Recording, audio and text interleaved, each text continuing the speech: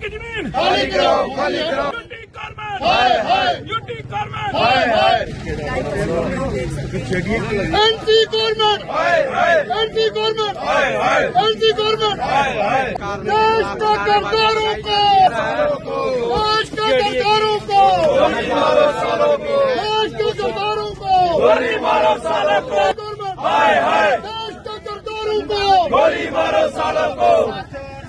UT government. देखिए, हमारा main मकसद इस प्रदर्शन का ये है कि हम सरकार के खिलाफ विरोध प्रदर्शन कर रहे हैं। जिस प्रकार से 13 तारीख को रंधावा जी ने विधानसभा के अंदर एक बात कही कि जेडीए की 16,000 से ज्यादा कनाल जमीन जो है वो कब्जा किया गया है, 90% किन्होंने की है वो भी उन्होंने बताया।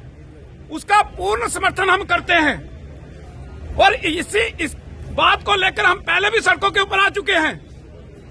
चाहे भगवती नगर के नीचे जाके देखिए, चाहे सुंजवा, बटिंडी, चौदी जो है, चाहे खानपुर है, हर जगह पर जो है ये किसने वहां पर लैंड ग्रैबिंग की है ये सरकार को सब मालूम है।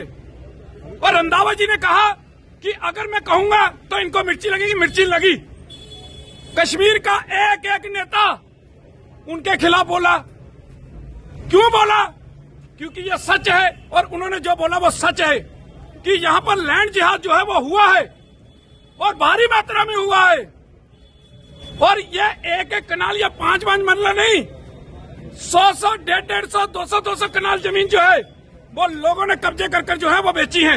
हम सरकार से ये मांग कर रहे हैं, जिस प्रकार से रंधावा जी ने कहा कि जमीन को खाली कराने के लिए टास्क फोर्स बनाई जाए, जमीन खाली कराई जाए।